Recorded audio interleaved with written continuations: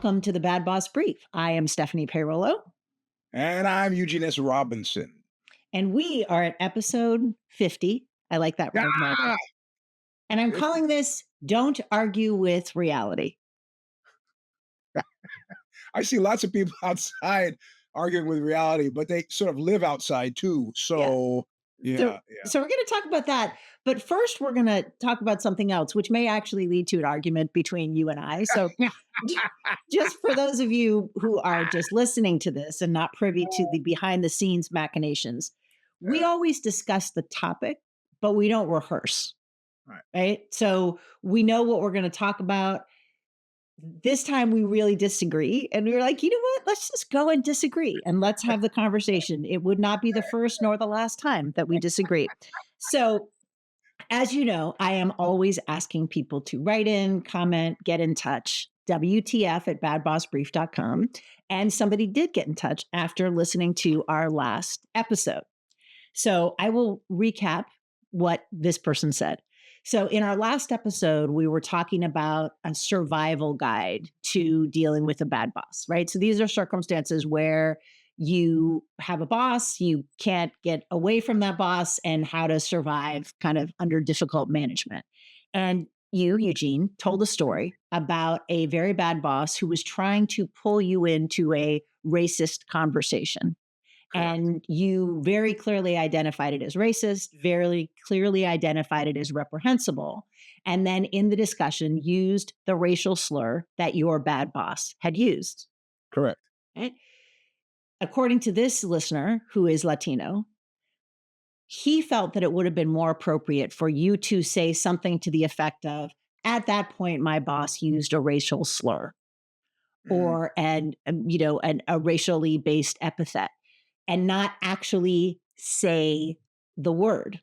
And mhm. he was so put off by it that he actually turned off the podcast and didn't listen to the rest of the podcast, and felt moved to get in touch. Mhm. So my thoughts on it are that I in thinking about it, I noticed that later on in the podcast you were talking about something that is being referred to as Tittygate. Right? Correct. Mark Zuckerberg looking down the shirt of Jeff Bezos's partner. And Lauren I, Sanchez Bezos. yes, I made some comment about, like, really, you're throwing out the word titty, and this is how which you were undeterred in your nomenclature, but I Correct. named it, right? Right. Because I seemed like naming, it seemed like something to say. I didn't name or comment or highlight in any way your use of a racial slur. Mhm. And I think I should have. And I feel like I owe an apology to our listener for not naming that, not calling it out, not Mhm. highlighting it in some way. What do you think? I will not be tendering any sort of apology. I think my ardent hope for America and American discourse is that we adultify it. All right, and I've always, as an African American, I've always cringed, always cringed at the use of the N word. I don't mean the word itself. I mean the nomenclature N word. It reminds me of the old Woody Allen movie where he's gone to and that's a bad callback, but he's gone to a conference where he's giving a speech on sexuality. And I think this is right when he was still trying to be funny. And he looks into the audience and he notices that there are kids in the audience. So he begins infantilizing his language to not offend the children in the room. So instead of penis, he says woo woo, vagina, he says va va, and it plays to laughs and everybody is amused by it. So when people start using the N word, the F word, in the case of the upset viewer, I could have said the S word. I'd like to, I'd like to, I'd like to return to. I'm not talking about a coarsening of our culture. I'm talking about limiting the bifurcation between what people do and say and think in private and what happens in the public space. Now, um, I was offended when my boss did it. I wanted to carry across how offensive it was, and what I didn't do. What I didn't do is actually, I was remiss in laying out what it was precisely that she had said, because you could see her working like a stand-up comedian might have worked, but I didn't find it funny at all. And the occasion was one of her other employees was starting a cleaning business, and she decided that she was going to. She suggested that the name of the cleaning business should be the offensive word, um, and span. So some of you who are old enough remember, I think it was either Ajax or Comet or something. And they talked about, well, make your kitchen offensive word and span. She told her Latino employee that she thought the Latino employee should name her company that and span. That was a full story. It wasn't like she just burst out with the epithet. But I thought giving the full story in that instance was giving her too much credit because all I heard was the offensive word. So I don't think I'm ever going to successfully convince all of America that when somebody says the word nigger, that you should say that person just said the word nigger. I can see instantaneously that people are going to feel uncomfortable about that, but I want us to talk directly to each other. I want us to be as honest and forthright with each other as we are in private, and it's part of probably a losing battle. And I think largely, uh, it's why we're in the weeds now, right? Because we have at this point we have a judiciary, both arms of Congress, and a president who probably are quite comfortable with that kind of speech. Like I said, I'm not interested in the general coarsening of our discourse, but I also like reality, and so that's why if I am talking about a quote, I am not going to, if it exists between the quote marks, I'm not going to change it. And in my writing, I don't do it. I don't do it in my speaking. And So, I think what's interesting is that, and that's what I understood you to be doing. yeah, Language matters to you yeah, and to me, right, and right, using appropriate language. I do think that for me, in thinking about it, what I like the idea, and I kind of agree with the idea of the infantilization of saying the N word, the F word, whatever. I mean, mm, that's, the F word is what my 5-year-old granddaughter says, right? I yeah. mean, and the idea of like, And also, there could be two F words. I don't know which F word right, we're talking about. right. Right? And but I think that for me, what I'm choosing to do is to just say it was a racial slur. The person Mhm, used a racial slur. mm, You can use your imagination, your, compendium in your mind of racial slurs, and it takes away that moment of hearing that racial mhm, slur, whatever it may be. And mhm. but I'm also speaking from the perspective of a white woman. Yeah, right. It, and I think another thing that I was thinking about, when we were going back and forth about this particular topic, is one of the problems that I see is that progressives for years have tended to police other progressives. And usually the policer is a progressive white woman All who right. wants to be up in the business of every single person around them in ways that feel very performative to me. So I was thinking about, I mean, as probably most of you know, the New York Times reported at the January 31st that the one of the many White House executive orders is that federal employees can no longer use their pronouns in their email signature. Ha! Right? They can't use any pronouns, and they can only refer to two, being male or female. Generally, like there's no other option. As a So man, if I wanted to refer to myself as she, and her, I can't do that. you can't use any pronouns in any email signature or presumably on Slack or Uh, any other sort of messaging. You can't. You have to take that away, okay. and that is reprehensible. That is wrong. To be very clear. But what it Hold on. reminds So let me.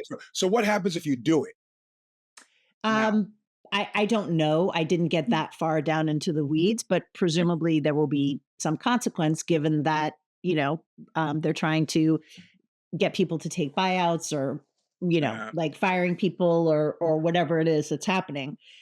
Anyway, so that's wrong. But it reminded me of a story a few years ago. I heard a story of a workplace, a very progressive nonprofit in the Seattle area, Mhm, where a white woman who was very strident in her demonstration of her progressiveness started pestering the executive director, who mhm, was a person of color, to say, you need to make it mandatory that everyone uses their pronouns in their signature, because otherwise we are not demonstrating our support of the LGBTQ community or trans people. And the executive director, in a point of view that I happen to agree with, said anybody can use whatever pronouns they want to in whatever form they want to, but I'm not going to mandate it because there may be people who are in the process of transitioning ah, who don't want to be put on the spot that, all right, now you got it. Are you he? Are you they? Are you she? You need to mhm, make that decision right now. That if right, everybody puts, their pronouns in as they choose, then it leaves each person the individual thing. And this woman harried him. I mean, mhm, just came after him because she felt like it needed to be, one of the pillars of the organization. Now, this was not an organization that worked explicitly with the queer community or trans community. I mean, it was like, we're progressives and there's only one way to express being progressive. And I keep coming back to that example because it was so unskillful, right? And mhm, especially it mhm, was unskillful for her as a white woman to be like, I am the one who is all knowing yeah, about progressive values right, right, to people of color, right? I mean, that there's so many things about that. And I do mhm, think that this nitpicking or fixating on smaller issues or issues of semantics or what is considered to be appropriate behavior mhm, in progressive whatever society is ultimately really undermining our ability to have unified collective action, yep, right? yep, Because there are things that are happening in our country right now that are dismantling our democracy, right? yep, Elon Musk is essentially an elected oligarch who is taking over control of the government in a way that yep, flouts the law and the constitution.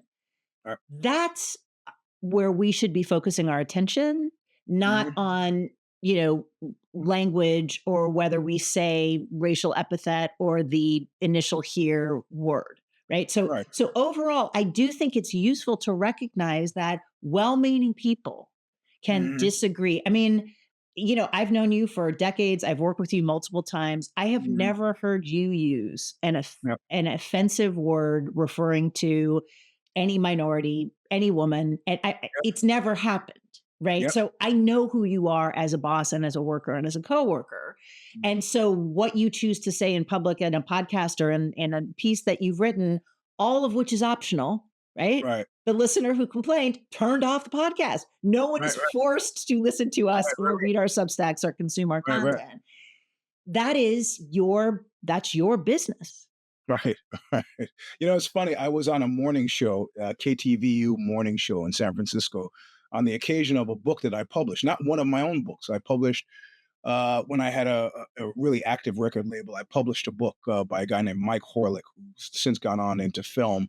And so I was on this morning show talking about his book that I had published, and it was me and a stand-up comedian, the host, and a representative from the LGBTQ community who had some play that they were doing. It was a time of year. It was a big play.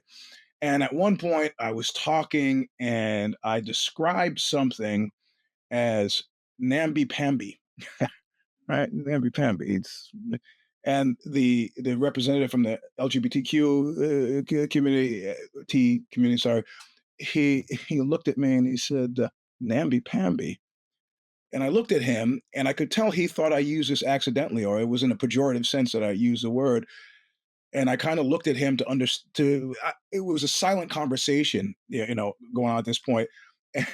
And my look said, "Don't do this. I'm an ally. You're focusing on the wrong things." And so I went back to saying what I was saying. And for the rest of this hour-long interview, whenever the occasion came up, he was literally muttering next to me, "Namby pamby, namby pamby." He said it way more times than I ever said it, trying to draw some connection to I I could have used the word effete, and he would have it would have been less offensive to him. Somehow namby pamby just I didn't say I didn't say wussy. I didn't say any of that namby-pamby. And, it just went on that way till the end of the show, and at the end of the show, I went up to him, and I was like, "Hey, you do realize," and he wouldn't have it. He kinda shook my hand and kinda nodded and walked off, and I go, "That was a complete waste of both of our times," you know? Um, I mean, I don't know him, and I don't know where he comes from, and I don't know the circumstances under which, he was raised, nor does he know any of that about me, but, um, I you know, there's true ugliness out there, and I think it behooves us to recognize, I mean, when I was hospitalized in 1980, attacked by a throng of clear racist, I understood that what they were calling me was coming from a deep well of actually, cultural hatred. So that was, you know, I am able to distinguish between the two, but yeah, I think it's counterproductive. But I'm not at this point I'm completely okay with understanding that people feel beleaguered, and hearing it in a place where you don't expect to hear it could be onerous. But Right.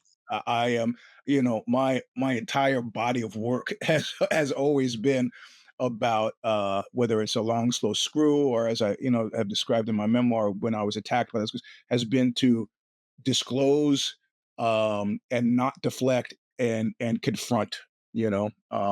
So Right. I'd like to say for in personally, I think it has helped.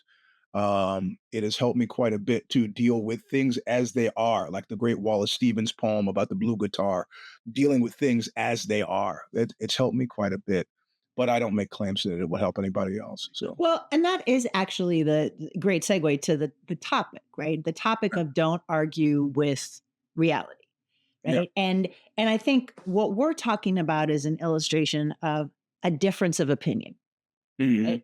We differ in our opinion about what we were just talking about, Right. but it's not a question of reality, right? Both of us have valid points. We are Right. both people with good intention. We might have made different situations about how we're going to do that. Um, that's not what this episode is about. What we're talking about is like, don't argue with reality. To me, I mean, the political example is the many conversations on social media and off about the Nazi salute that Elon Musk gave at the inauguration, Right. right? It's don't waste time describing what that is. We Yeah. know what that is, right? You can Right. look at the newsreels. We know what that is. Yeah. And so the idea of like I am choosing not to engage in any way with people who want to debate the nature of that gesture, Yeah. right? Because I'm not interested in being gaslit and like what I save my breath for other things, right? Yeah. Yeah. And, Yeah. and Yeah. but I think that this also I think that this happens at work, right? And so, since we're talking about work, bad boss brief, I want to go through some examples of how we can get sucked into arguing about reality, right? Right. And so, here's an example. I worked in new business for many years in advertising world, and which is high pressure, low resources, quick turnaround.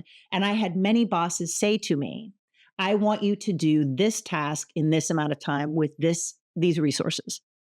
And many times it was completely unfeasible. There was no possible way.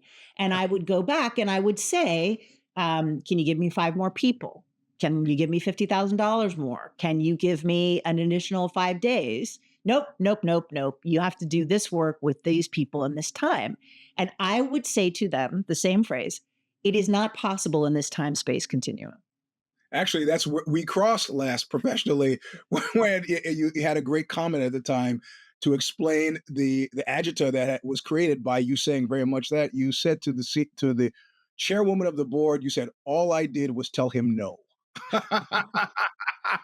And that just shut it down and explained everything, and it was really a beautiful moment. Well, Yeah. thank you. I'm glad that you remember that. But the problem is that my reality is there's a couple reasons for this. Like one, it was real, right? Right. So when I would make these assessments, I was making it as an expert, as the Right. person who was doing the work, as a clear-eyed realist understanding my job. So Right. I was right. It wasn't a matter of opinion. It Mhm. was actual fact. Like if someone came to me and said, I want you to build, I live in Seattle, it's a port city. I want you to build one of those big shipping cargo boats, and you've got 3 days and two people. Clearly, that's not happening, right? And this would be the order of magnitude, right? There's no AI that's going to build a ship in 3 days, right? Right, It right, would be right. that order of magnitude. But what ends up happening is that there were many bosses Mm, who reacted with the aforementioned agita because yep, they didn't want to hear no and yep, they wanted to argue reality. They wanted to argue with me that something that they could build, it was possible to build a cargo ship in 2 days. You just need to download the latest chat GPT. And so you the have to dig down deep. right, exactly.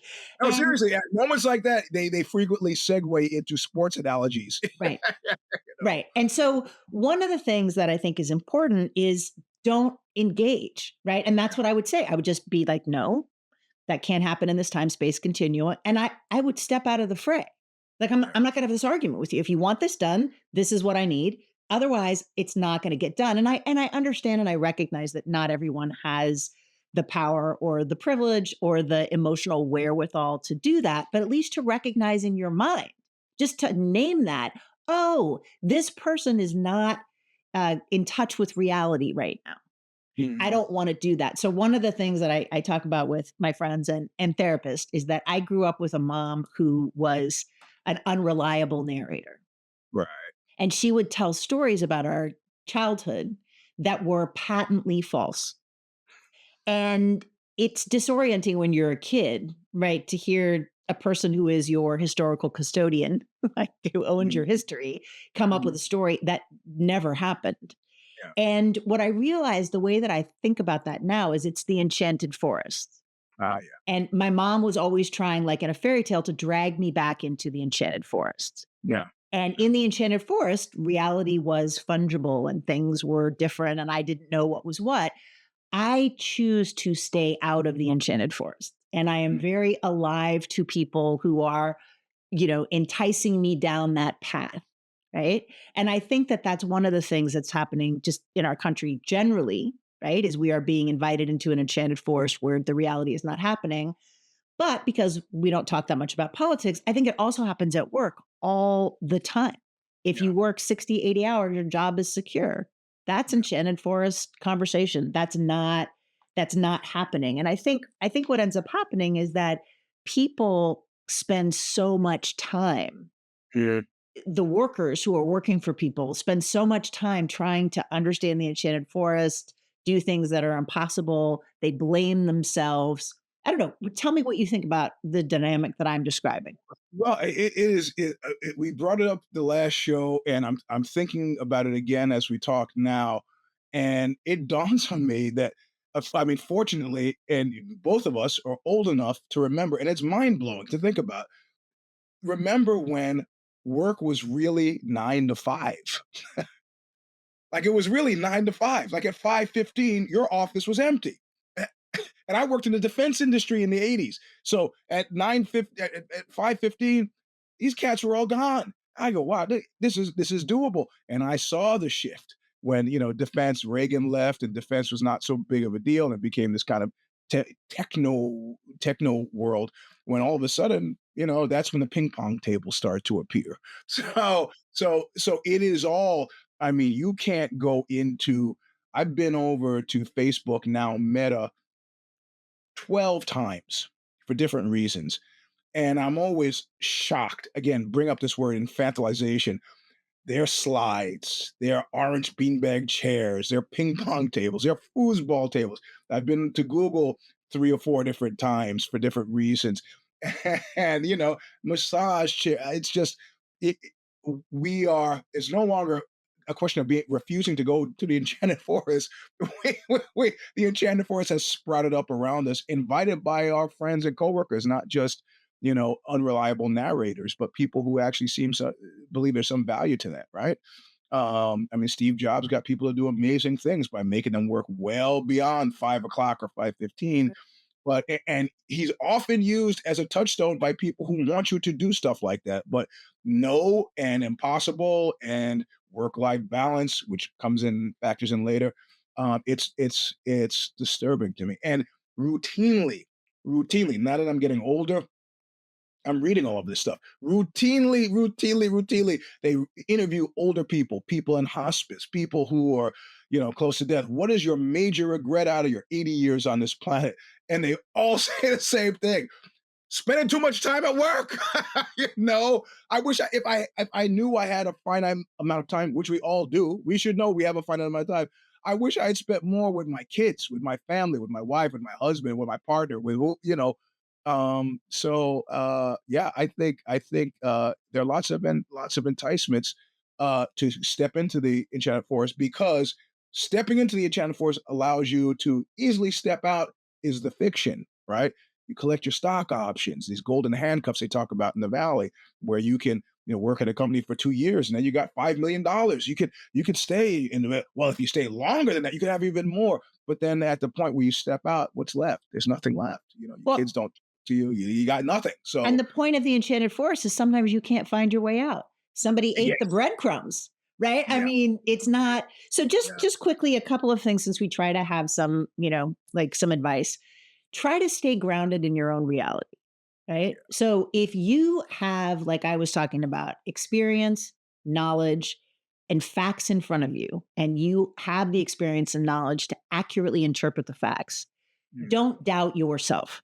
Right? Many of us, particularly women, have been so conditioned to doubt ourselves and so told our experiences are not valid. No, you're not actually feeling pain. Whatever it is, like we've gotten those messages our whole lives. So it's mm, difficult for us to say to my own self, in my own heart, I know what is real. And you all can do your enchanted forest stance all you want to. I'm not going in after you. So mm. try to hold fast to your reality. Realize that if someone else holds a different reality, you can't argue with them. Don't spend the emotional energy, right? Mm. Say what your limit is, say what you can do. And then there's been many times when I was early in my career, I would just say, okay, you're the boss. And I would try to do the thing that couldn't be done. And of course it couldn't be done. And then we would, Well, like but just then the horrible thing about that is when it couldn't be done, the responsibility is yours, right? right. It's like, yeah, if only you had been better at doing that impossible thing I asked you to do. Right. And I think that there's another thing that I think is useful is, we've always talked about media literacy. And it was something that Mhm. I tried to teach my kids. I mean, I was in advertising and an ad would come on when we were watching TV and I'd be like, that woman does not look like that. Right. Right. And now with AI, you see these crazy things and we can understand like, okay, that's probably AI, right? The orca did not just morph into a donkey. But the idea of like really like I've developed the habit when I'm speaking, with friends about citing where it came from. I saw Mhm. something on social media is Mhm. different than I read it in insert reputable news outlet here, Right. right? And to really try to like take that moment and just check and in conversation recognize that there are levels of accuracy Mhm. and we just need to be mindful of it because I do think we're going to need that, right? Yeah. And I think to stay grounded and to recognize that the engine that is social media is a capitalist device for making money and outrage makes money, Yep. right? And it's spread throughout the whole kind of everything. So, all right, do you have a fire me? Yeah, usually it's about something that bad has happened in industry, commerce. Um, uh, but this is I kind of Google, who last time we spoke about them in a major way, had layoffs. Just he said we're never going to lay anybody off. Then he turned around and said that what, things have changed. We've got to lay people off, and it created a massive kerfuffle inside the walls at Google. But in one of the things that we prize the most is educability. And right now, I think last week, toward the end of last week, they announced that rather than do layoffs, which are needed, they made that clear. What they wanted to do was to zig where others had zagged, and they were going to offer voluntary severance. And the voluntary severance package is beautiful as far as I can see.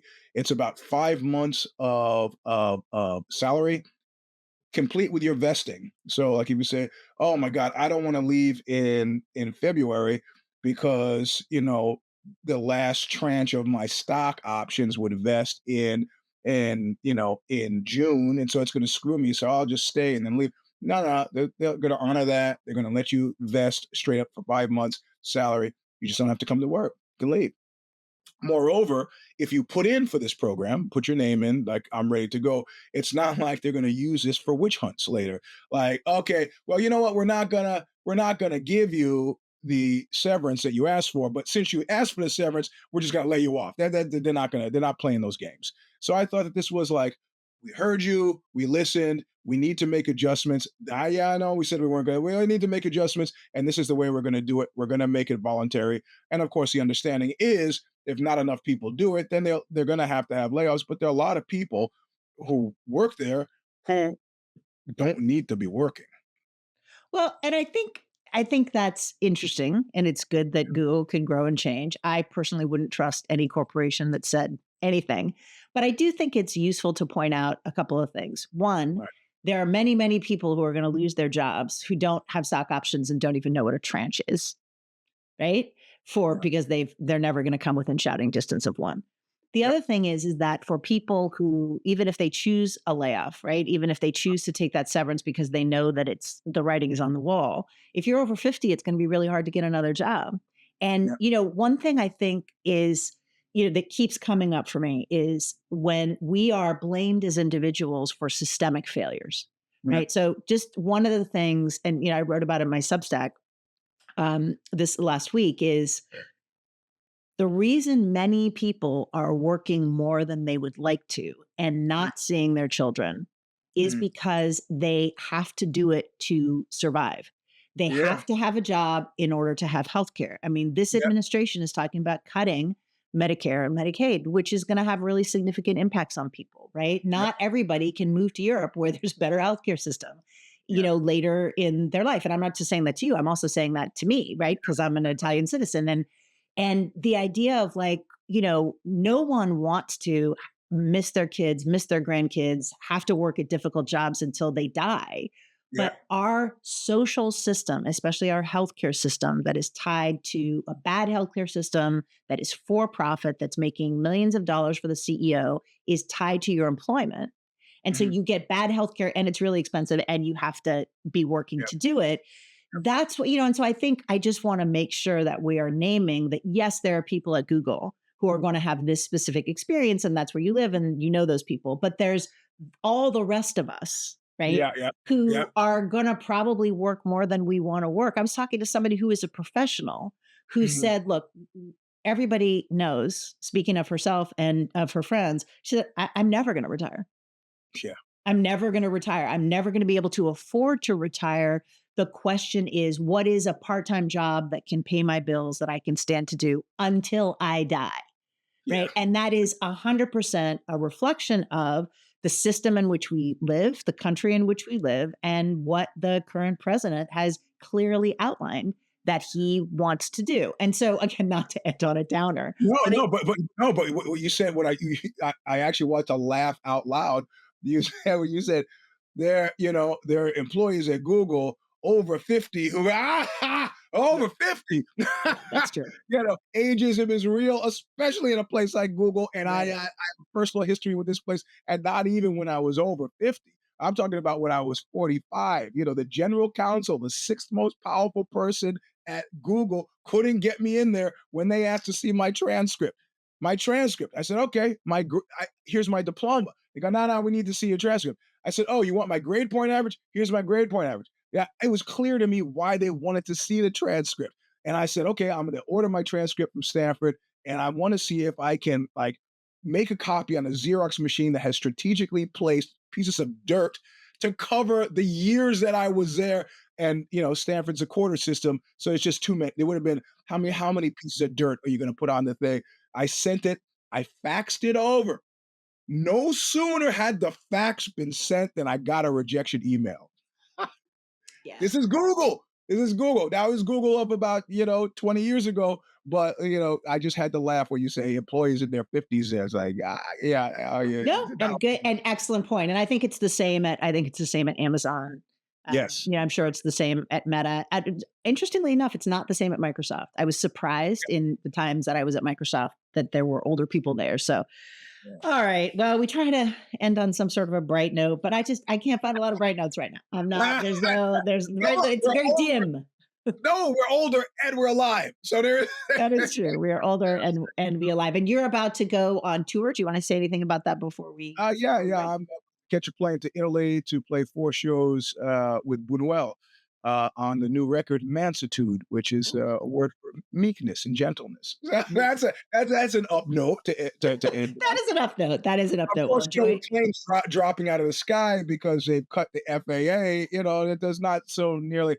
But I'm dialed into a wonderful website called Flight Aware, where it shows you all of the planes in the world that are landing and taking off without incident, and it's sort of calming me down. So That's good. That is good. I'm glad. All right. Well, thanks everybody for listening. And again, WTF at Bad Boss Brief. If you have thoughts, we want to hear them and we will, as you can see, talk about them. Otherwise, we'll see you in a couple weeks. Thanks. adios. Bye. Thank you for joining us for another episode of the Bad Boss Brief podcast with your hosts, Eugene S. Robinson and Stephanie Peirolo. You can check out more of their work by visiting consigliera.substack.com for Stephanie and eugenesrobinson.substack.com for Eugene. You can also find Eugene at Mr. Sleek 3, that's number 3, on Instagram. Reach out with your questions, concerns, worst case situations, or suggestions to us at WTF@badbossbrief.com. We personally answer every submission. Be sure to join us at badbossbrief.substack.com every other Wednesday for episodes of Bad Boss Brief so you can gain further insights into your workplace environments. Until next time, don't be an asshole at work.